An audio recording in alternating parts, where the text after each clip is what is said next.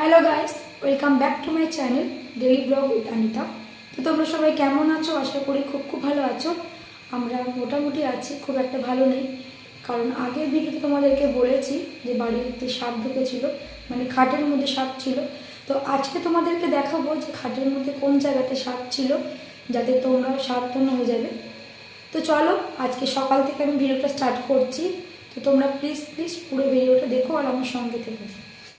ঘরটা রং করা কমপ্লিট হয়ে গেছে, লাইট হেলমেট সবই লাগানো হয়ে গেছে। আর আলমারিগুলো ফাঁকা করা হয়েছে, জামা কাপড়গুলো খাটিয়ে এখন রাখা হয়েছে। তো এই জায়গাটার মধ্যে এখানে একটু ফাঁক আছে, এগুলো সব ঠিকঠাক করতে হবে। মানে এই খাটের মধ্যে গদি ছিল, তো এই গদির ভেতরেই সাপটা ছিল, এই পুরো এই সামনেটার মধ্যে, একদম এই সামনেটা। আমি তোষকটা তুলেই দেখছি সাপটা একদম সরে গেল পাশ দিয়ে। তো যার জন্যই খাটটা পুরো ফাঁকা করে দেওয়া হয়েছে। আমি এই খাটের কাছে দাঁড়িয়ে আছি, মানে কিছুক্ষণের মধ্যেই লোক আসবে, খাটটা খুলে নিয়ে যাবে, পালিশ করাতে নিয়ে যাবে। বাবা বললো শুতে যখন তোর ভয় লাগছে তাহলে খাটটা একবারে পালিশও হয়ে যাবে, অনেকদিন থেকে পালিশও হয়নি। এই খাটটা অনেক বছর বয়স হয়ে গেল, প্রায় 70 ইয়ার্স। তো চলো, কিছুক্ষণের মধ্যেই লোকজন চলে আসবে, খাটগুলো বার করবে, দেখি টুকটাক আর কি কাজ আছে সেগুলো করে নিই। এই সুযোগে মানে বাড়িঘর নোংরা ছিল, সেগুলো সবই পরিষ্কার করতে একটু সময় লাগছে, যার জন্য আমি ভিডিও আপলোড করতে পারছি না। তো আশা করি এরপর থেকে তোমাদের সঙ্গে ভিডিও শেয়ার করতে পারবো। আজকে একদম সকাল সকাল রান্নাবান্না করা হয়ে গেছে, এরপর রান্নাঘরটাও রং করে নেওয়া হচ্ছে। এখানে গ্যাস ফ্যাস সব ঢাকা দিয়ে রাখা আছে। তাহলে চলো, আমি একটু বেরোবো, টুকটাক জিনিস কেনার আছে, কিনে নিয়ে আসি। তো ফাইনালি দোকানে চলে এসেছি আমি আর দিদি।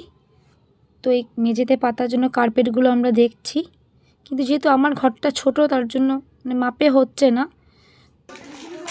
আমি প্রিন্টেড চাইছি না, এগুলোই চাইছি। তো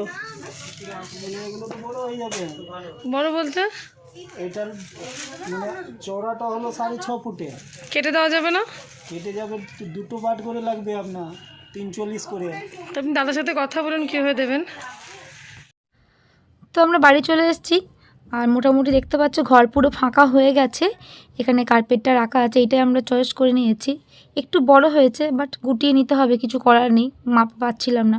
আর যেগুলো পাচ্ছিলাম সেগুলো চয়েস হচ্ছিল না। তো কিছুক্ষণের মধ্যেই লোক চলে আসবে, এদিকে দেখতে পাচ্ছ সন্ধ্যা হয়ে গেছে, এসে কার্পেটগুলো পাতবে, আমরা দোকানে বলে এসেছি।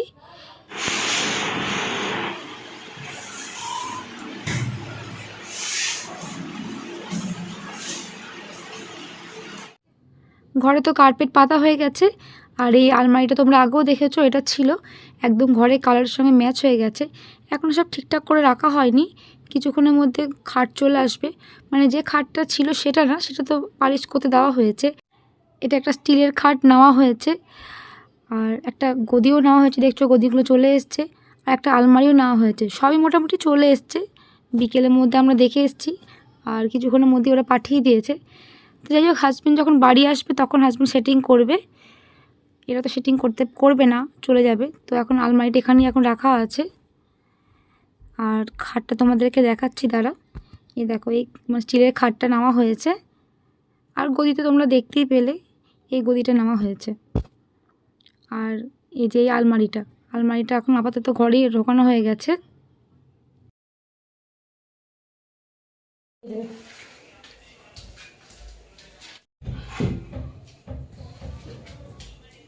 ঠিকই আছে মা, এটা মাপ করলে তো ঠিক হবে না, ওই লম্বাটা দেখতে হবে। লম্বা ঠিক আছে, এইটাই আসল মা। এই যে এই আলমারিটা এখানে ধরবে নাকি, সেটার জন্য লম্বা মাপটা নিতে হবে।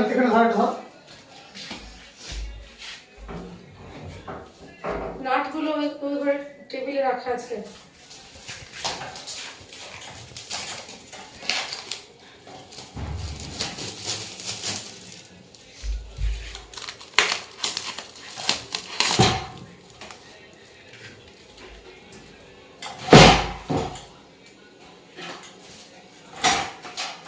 দেখো হাতে লেগে যাবে।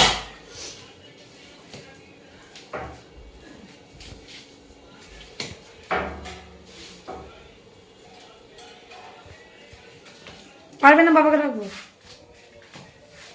হ্যাঁ ঠিকই আছে, দেখেছিস।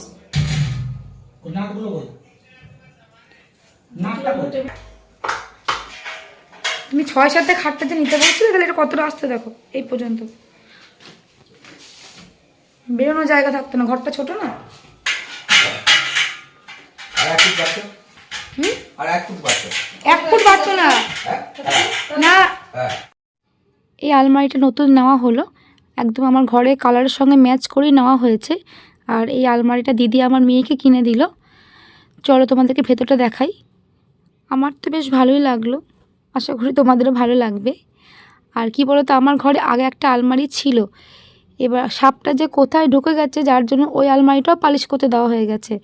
তো আমি আর কিচ্ছু নেব না, মানে আমার ভয় লাগছে, আমি একটু ভীতু বলতে পারো, যার জন্য বাবা সবই নতুন নতুন আমাকে কিনে দিল। খাট দিতে আলমারি কিনে দিল। আর এদিকে দেখো এই পর্দাগুলো নেওয়া হয়েছে, ঘরে ম্যাচ করে পর্দা নেব, ওগুলো পরে নেব, মানে আপাতত এই পর্দাগুলো ভালো লাগলো, এগুলো দিদি কিনলো। তো পর্দাগুলো কেমন হয়েছে তোমরা দেখো, কালারগুলো বেশ খুব সুন্দর লাগলো দেখতে। তো 3টে নেওয়া হয়েছে, পরে ঘরে কালারের সঙ্গে ম্যাচ করে আবার অন্য নেওয়া হবে। এখন যেটাই মানে এটা ভালো লাগলো বলে এটা নিয়ে নিলাম। The next day. আজকে আবার একটু বেরিয়েছি, একটা জুতো র্যাক কিনতে হবে, অনেক জুতো হয়ে গেছে যার জন্য একটু অসুবিধা হচ্ছে। আর এখন জুতো দোকানে চলে এসেছি, তো চলো র্যাকটা দেখে নিই। নীলকমল ওখানে এইগুলো ঢাকাগুলো আছে কম মিলে। তো আমরা র্যাক নিয়ে বাড়ি চলে এসেছি, এখন ভ্যান থেকে যে নামাচ্ছে। আর আজকে একটু বাড়িতে পুজোও হবে, ওপরে যাই গিয়ে তোমাদেরকে আবার দেখাচ্ছি।